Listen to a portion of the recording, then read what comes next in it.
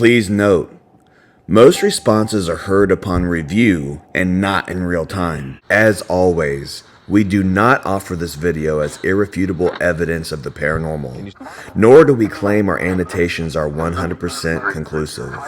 All we're asking is that you please approach the data presented here with a curious mind, and that you wear damn headphones.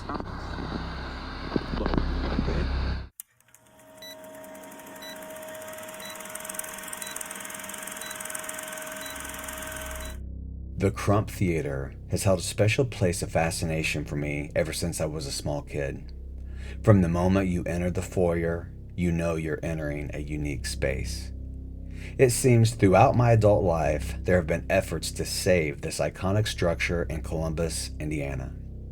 And thanks to the help of its owners, the project manager, and an incredible team of volunteers, the Crump is on its way.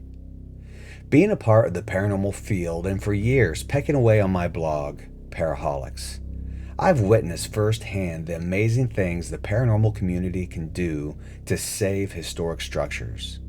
So, I've lobbied for quite some time about the significant benefit a space hosting paranormal research as a revenue stream can have. So why not the Crump? Because guess what? The Crump is haunted. The hauntings in the Crump are nothing that I've established. Years ago, there were ghost hunts there, but I don't believe it was an organized and purposeful effort. So trying to prepare for the future of ghost hunting in this building, I've served as an advisor on how to approach paranormal success for the theater. This video is a tour of the Crump given by Jess Schnepp. Along the way, she provides historical info and haunted claims. I highly recommend reviewing the historical information on my blog post, even before watching my videos. So much more has been discovered since this tour. The link will be in the description. It's best to approach any investigation with as much accurate information as possible, especially if you plan to investigate for yourself. It will help build a credible foundation for your findings with honor and respect for the Crump's history if you have the facts. But you'll also get a sense of the organic nature of my investigative approach in the findings. You'll quickly recognize that coming into this space after so much time had passed, I felt like it was a clean slate despite experiences years ago and was wide open with as much ghost potential as you can imagine. The Crump responded to the investigations immediately. Keep in mind that this video was shot on September of 2022. When it was an active workspace with lots of organizing left to do. So don't get caught up in all the visuals of boxes and construction materials. Now that the Crump is reopened, the aesthetic improvement is astonishing. So yes, the Crump is open, it's safe, and there's still a long way to go to realize its full potential. Oh, and did I mention it's haunted? We are rolling. So what's the date today, Michael? 25th. 25th of... September. What's the year? You can tell me it's going to be a test. Right. Yeah. Okay. And it's 11:53. All right, to be specific.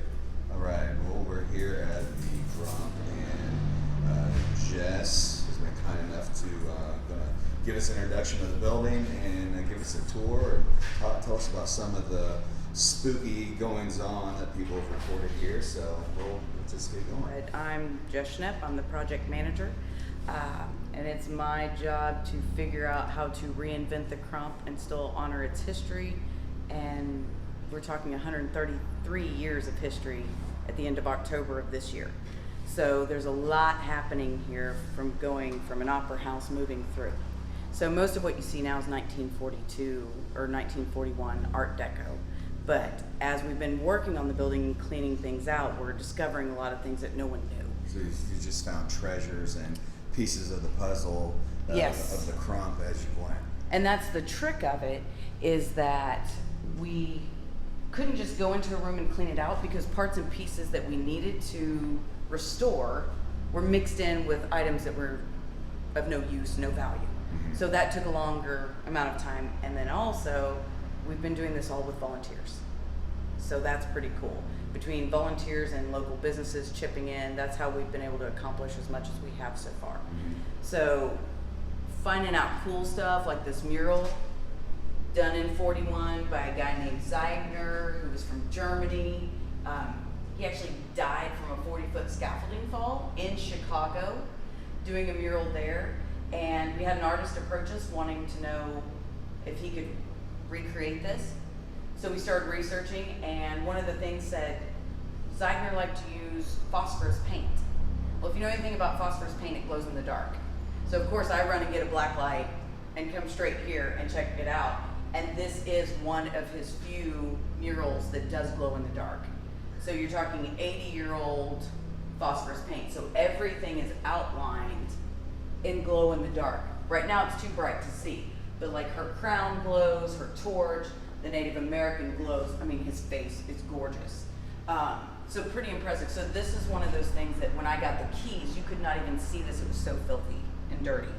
And I spent a whole weekend with scaffolding and specialty things to get it clean to this point. You can actually see where people had broken in here over the years, and someone threw like a beer bottle, and there's still some glass embedded in there that I've still got to clean out. So a lot of things have happened here, because when it closed in 2014, the doors were just locked, but between 2014 and 2019, a lot of people had broken in here, whether it was kids, homeless, etc. So there was a lot that had been damaged, disturbed, graffiti, things like that we've had to deal with. The main history of the building, I think, is the coolest. The front third, the outside shell, and the whole roofing system is from 1871. So we're looking at 151 years old. So Crump bought this. This is a cool story. I love this story. This was called Keith's Arcade, and had 3 arches, built in 1871, and it was owned by Colonel Keith. Colonel Keith was committed to the insane asylum in Indy. And what we learned later on, part of the reason, obviously a colonel, probably PTSD, was on a train headed out west. And he was in one of the sleeping cars, probably having night terrors. Having those, rolled out of his bunk, pulls his gun and shoots the guy across from him 4 times, and then proceeds to jump off the train. And then eventually makes it back to Columbus. We had a very nice house over by Central Avenue, or Central School, and he was known to drink and just go outside and start shooting all around. And so eventually they committed him. All of his property was auctioned off at the courthouse lawn. Crump buys the building for $6,000, blows out the back, and adds on to create an actual opera house. So you've got a unique set of history in the front third of the building versus the back third, separated by almost 20 years. So part of this structure was part of the arcade. Absolutely. Okay. All the main walls, the exterior walls, the truss work, all belongs to that. Very So that makes it unique when you're Yeah. trying to work on a building and you've got a couple decades, difference in materials and styles and things like that. So Colonel Keith ends up there, Crump's got the building, he makes this fantastic, theater. Well, he didn't like the hotels in the area at that time, so he buys across the street and builds the Belvedere and has them put a tunnel to connect the 2 buildings so that the performers could go back and forth. That's since been closed off. We think it was in the 1920s, Reno. But we found the hidden room, we found where the tunnel went, and we found some interesting items along the way of cleaning things out, like a little girl's leather dress glove. I mean, there's been some neat things. From what I'm told, we've had others that are interested in paranormal activity. Because everybody, that's honestly the first question I get asked. Not how old is the building or what are you planning on doing with it, which is performing arts venue, so you can come see anything. But they're like, is it haunted? Is there really ghosts there? I never feel anything. But people that have been here that have studied this and understand it have told me that I have a protector that's with me all the time, a very tall gentleman that's with me all the time. So I don't know if that's why, because I never have an issue, and I've walked through this building pitch black, no lights, by myself, repeatedly, and I've never had an issue. Now, some of our volunteers have experienced things, especially in this room in particular, on this staircase. So, I have a tall gentleman that's protecting me. There's supposed to be an orphan boy that's here, which there used to be an orphanage around the corner. And then there's also the lady on the balcony, or we call her the lady in black. Now, we just called her the lady on the balcony, who apparently does not like me because I am not prim and proper enough like a lady should be. And I cuss too much. I am That's what Mike said. What's that? Jess cusses too much. Oh, I told her, I said, she's gonna cuss this whole day? Probably. It's a good possibility. I'm in construction. If you don't cuss like a sailor, no one understands you. Well, they don't pay attention to you. No, not at all. So this lady on the balcony does not like me. So I'd heard that by multiple people that there was a woman on the balcony. And these are separate incidents. No one, knew each other or anything like that. So when you say lady on the balcony, we're talking up here. Do you think she's the Well, same lady that does the staircase? That's what we're thinking Okay. because now I've had multiple volunteers who have witnessed a lady in a black dress. She always comes down this staircase. That's the only place people have seen her. So, in fact, it terrified one of my poor volunteers. He was actually working on scaffolding right here. And he sees her right up here at there's a landing. I don't know if you want to follow me or not. Sure. She's got chills from head to toe. First, he saw her out of the side of his eye, so peripheral, and he was like, hey, the Crump's closed, we're not doing any tours today, because a lot of times we have the building open, the doors all open, but we don't, we're not actually letting people in. Right. And the way we have it now, we do stuff first, second floor lobby with different groups, but we don't just let them roam the building, things like that. And so he said that, and then he looked and he saw her standing here. And again, different instances, none of them know each other or had the opportunity to talk. Always the same description, with her hair pulled up and kind of like a sandy blonde and a black, long, old style looking dress. So I'm working with the Historical Society to find someone that fits that description and try to piece together the story, because that's my thing. I love finding out the story. Right. So she was here and it scared my guy half to death, and then he was just like, okay, I need a break, I can't go back in there for a little bit. So if she's using those stairs, the only thing that people have noticed up here is occasionally they'll hear laughter, like coming from the balcony, which is interesting because normally we built a plexiglass dome so that you can walk up here and see 360, but you can't go out there. So normally it's closed, but people have been up here and still heard laughter.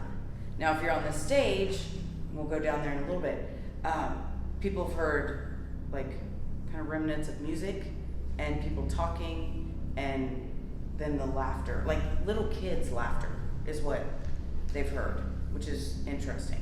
But this is the loge. This was the fancy lounge, typically for adults only. Now, this section of the building is still in that original 1871 part that was Colonel Keith's, and that was like a 3-story building. So it had businesses on the first floor, and then it had a mix of like businesses and apartments. So, this part is really interesting, all the different people that have been in this space over 151 years. Yeah.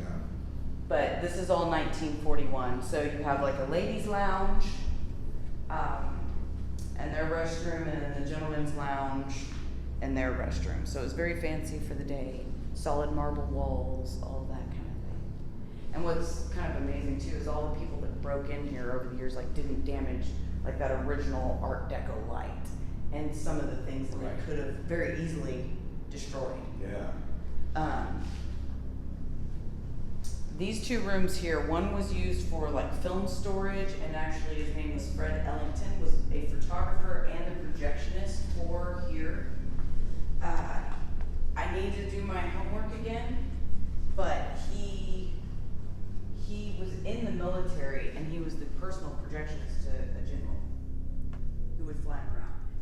is our volunteer room, but you can still see on the shelves how they were sorting out the film based upon. Oh yeah, studios. Mm-hmm. Wow, So there's still things like that that you'll find all over the place. that's really cool. So I will take you guys out here.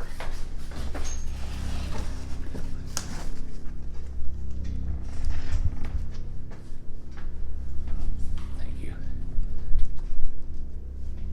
So when I got the keys, there was a ball that was on the stage.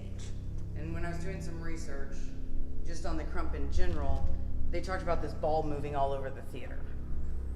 The ball has since disappeared. I don't know where it went, but it's gone.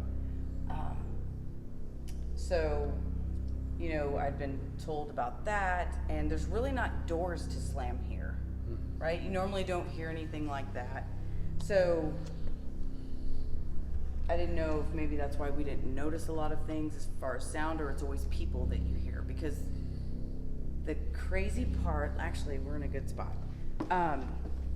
You can see a line in the brick right there, and everything that would be to your left is all the original 1871 building, and then everything this way is all that new 1889 Opera House. So this is the projection room. Now there's unique characteristics about a projection room. When you look around this room, you will notice that it's block walls, concrete ceiling, concrete floors. That was to contain fire. Which is a big problem with the film. Right, and you'll get to see why here in a minute, because we still have one of the old original, well, we've actually got multiple pieces of projection. It was done with carbon arc, which I don't know if I've got any in here, but it was these rods, and so the light source for the projector was this constant fire. So, when you look around this room, you see all these chains. These are fire wires. So especially right over here by this gentleman, if you look above his head, you will notice that line. That is made of two materials. One that will, it's actually got a little metal plate. It'll melt because of heat, like the temp. And then also for flame is the cord. So what happens is if that breaks, there's a big weight that drops and that door slams shut. These chains running all over here go to all these portholes to have fire doors as well that slam shut at any time. This one's missing, I've got to put it back in, but like this one over here is already closed. But it's to contain the fire, because that's the majority of deaths that occurred in a theater were projectionists, because they could get stuck in the room, or just a theater catching on fire, and it's typically because of that light source. So it's always, you know, block brick walls to try to contain it from spreading through the rest of the way. Well, all places to learn about it. The movie Inglourious Basterds. Yes. Yeah. Where they set fire to the, Right. yeah. So that was the only way for them to do that and have. So you can see how far down. Did you Yeah. get a good shot of that? Yeah, it's pretty Because incredible. when I give tours, when I'm able to bring people up here, this is one of the main things I show them. I want everybody to look down and see how far it is to the stage. So not only did you have your movies projecting, but this is the craziest part of this whole building.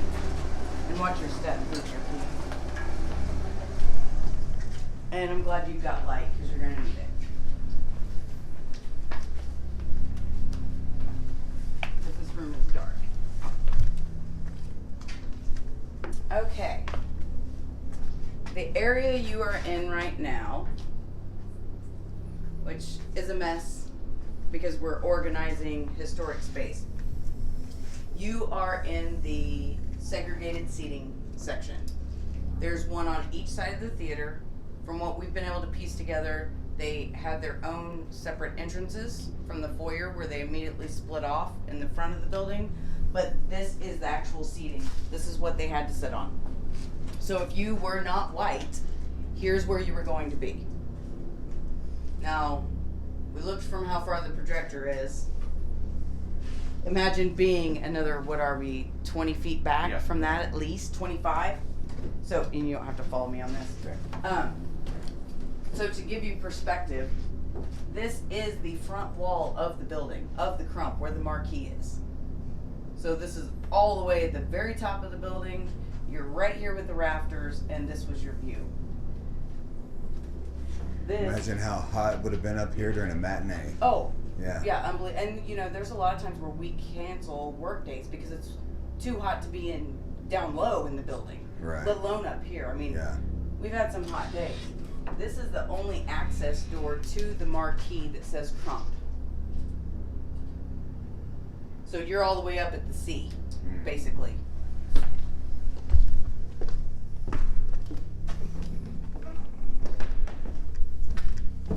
So people typically say they hear the kids' laughter up here and people talking and shushing. Somebody keeps hearing a man's voice who sounds a little like he's got an accent, but I don't know what it is. And I know there was a manager, I guess a theater manager would be his title, that was like Irish or Scottish or something. Yeah, I've heard those stories. I know someone who caught an EVP here one time that had that accent, so that was kind of the thought that It was tied. yeah, the connection. It's just so strange how these theaters, even though there may not have been tons of actual tragedy that happened, how they just seem to be a vacuum for energy. You know, normally when people ask me if it's haunted, my response is, I've never felt anything, so either no, it's not. Yes, it is, but they're happy. I'm fixing up their house, right? I'm taking care of it. You know, if I don't do this, they won't have a house to live in. It'll be gone. Or 3, I'm just so damn mean and ornery, they all take off and hide when I get here. Now, if you ask some of Who's my- haunting who? Yeah, who's haunting who, right. So if you ask a couple of my volunteers, they're probably gonna pick 3 for the answer on that one. But that's okay. There's Dusty. He's one of our volunteers. Hey, Dusty. My boy right there. What's up, Dust Bucket? How's it going? Nice going, buddy. Good. I heard you were here and I was like, oh, well, I brought my knee pads there in the car. Oh, wait, my bad. I don't know how you look for ghosts, but I like it. You know, just I think, and I speak for the 3 of us, paranormal stuff we find is kind of like a bonus. The history of these places we go into, it is really the catcher. I mean, it's just amazing. The things you're speaking of, the research you've done. It's the things that we've learned. So there's actually a book on the Crump, and that covers from the beginning, but it doesn't have the story of like Colonel Keith on the train and some of that other stuff. Because David Seacrest that wrote it, when I found the hidden room, he was the first guy I called. And he's like, I'll be there in 5 minutes, because the room was filled with things, which you'll see some of them downstairs. And the wild thing is, this floor, the main floor, is wood, and it's suspended about every 12 feet on a triple brick curved wall, like almost like ribs. But the tunnel went through here. You can still see the light fixtures, things like that. But when they did the 1920s reno, they had ripped out the floor and threw all the debris down there. So now you're either army crawling, you may be able to duck walk. That hidden room you could actually stand up in, and it was filled with sawhorses and all kinds of things. So when they did the 1920s, where you see these kind of decorative, the 3 decorative panels on the facades, that's where original balcony box seats for the opera house were, That's what right? I thought it So said. it curved out. Well, when you go to movies, that was blocking view. So what they did in the 20s, they shaved those off and created these backlit panels. So you can still get into them from the backside and see what the original box seats look like, with the wainscoting, the flooring, the paint, things like that. Now, things that we figured out. We've got these wooden boxes on the side, and that one's been cut down for the air handling system that they put in way, way back. Those are actually stagehand hideouts. So if you were a stagehand, you stayed in there, and then if you needed to jump on the ladder and go up top to the catwalk to raise or lower any backdrops, you could do that, or you could jump down and come move things around here. So what's wild is the backdrops for the opera house. Those were one solid sheet, hand painted, they were never rolled. Now, what we have found up in the fly loft, give me just a second, is the original silent movie screen. There we go. This is for the counterweight. So what we find is the original silent movie screen from the 20s with the frame fully intact and the screen itself is destroyed. Luckily, we had a donor that gave us a new screen. So we were able to do a new screen, so now we'll be able to project things. Yeah. Actually do stuff. That is so cool. If you look towards the back of the building though, because we didn't go, or the back of the auditorium, see that big window and the lights? That's the crying room. So if you had a child that was acting up, you could go in there and it had the big window and a speaker. And your kid wasn't driving everybody nuts, but you still got to see the show, right? Now over there, it's harder to see, but there's kind of a porthole. That's going into the manager's office so you could spy on everybody. This is an original 1890 street sign that was down there. We've cleaned it up and restored it. This is some of the original signage that was already in it. Solid oak. 5 cents. Well, here's the thing. If you went to the 2 p.m. show, it was 5 cents. If you went to the 7 p.m., it was 10. This is an original Opera House seat that we found basically in pieces underneath the auditorium floor. So when we went to segregated seating area and we talked about different entrances,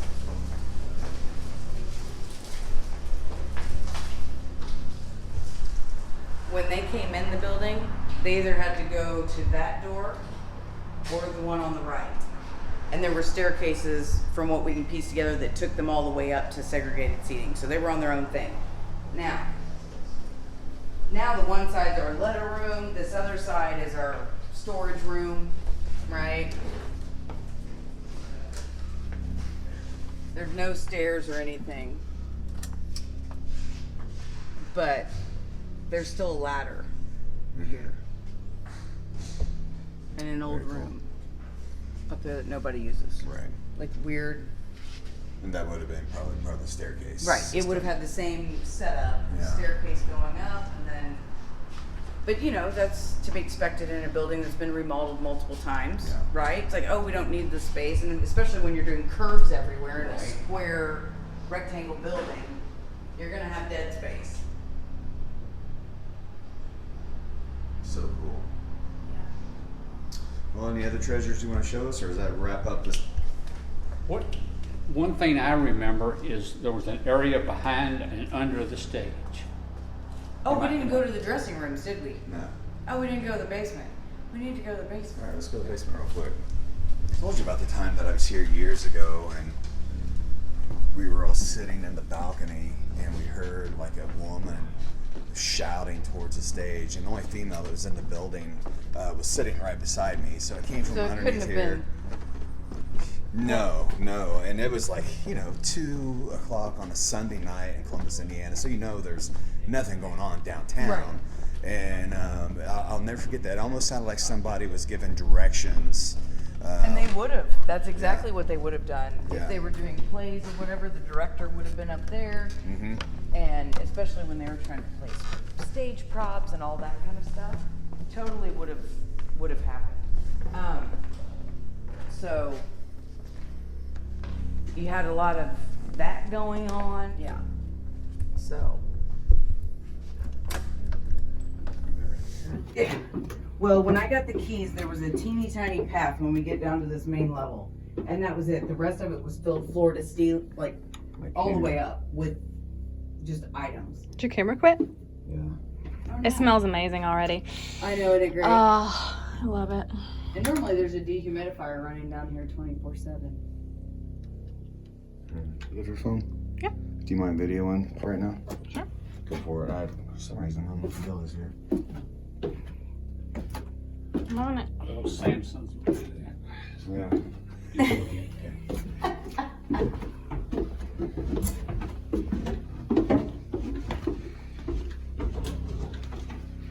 I'm feeling a lot of pressure. Okay, now this is the stage, right? Something you may find interesting. When I first came here, the first time I ever went on an investigation, came as a typical cop. You know, I gotta see it to believe it. Right. Came under here, and it was a lot more cluttery, if I remember back then. There were cars, like bucket car seats, kids' car seats, all that kind of stuff. Well, I walked, had two guys behind me. I walked right in here and got right to here, and something grabbed my hand and pulled me in there. I was out through here, I'd say within 30 seconds. I pretty much. You were all I was over. on, oh, yeah. When the I don't feet don't blame fail you. me now. Well, so, you know, that is the interesting thing with like the paranormal. And I had contacted Matt freaking out because I had a lady who started going on and on about ghosts that would, what did she call it? She said grope. Mm-hmm. Because they were from a different era and women were not respected. So don't be surprised if you get groped. And I was like, oh my word. Well, thank God that's never happened.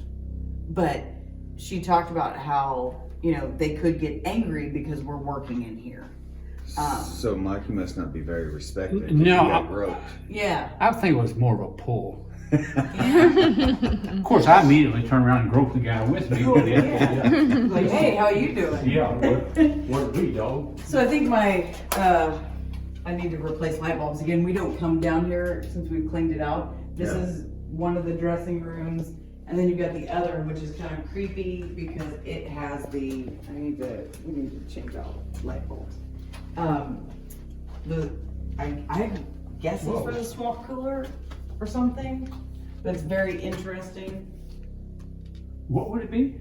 Swamp cooler. So, you know, old school way of air conditioning. I'm originally from Amarillo, Texas. You use swamp coolers. Oh, okay. Yeah. Well, I'm from Putnam, Texas, and I've never heard about that. Up around Cisco, Yeah. Abilene, Baird, Yeah. that's where my people are all. Okay. So born in Canyon too. Everybody knows Amarillo. So this one in particular gives you an idea of like theaters and then interesting things that they did. When you come in this one, there's a closet. Because it's under the stairs. So if you walk in here and turn back and look at the wall, you will see old posters, theater posters. They would take the old posters and put them in the walls as kind of like insulation a lot of times. So there's some in there. But this room, for whatever reason, is the one most people say like they had felt something. Like that other one's creepy, right? Because there's a hole in the wall. But this is the room that has. Do you mind if we leave under stage open for this afternoon? Oh, absolutely. Okay. Yeah. So this area has had so much change. Kind of watch that. This right here is actually a dumbwaiter for stage props. So it would raise and lower, but they did this, you know, so obviously no longer in use. Now, right here is the door that went into the tunnel. Amazing. Now this, okay, granted the hotel is burned. Is it your thought that the tunnel still goes? Well, they definitely closed it off in the front, Right. and from here through, because of the debris, you can't get anywhere. Well, thank you so much for Thank you. Yes. showing us all Yes. around. Really enjoyed it. So that's why I like this kind of stuff, because you get to be a detective. Oh, yeah. And really, I mean, Figure stuff out. it's amazing. It just, I thought I knew some basic stuff about this place, but nothing like what you We learned a found. lot. That's been the neat part.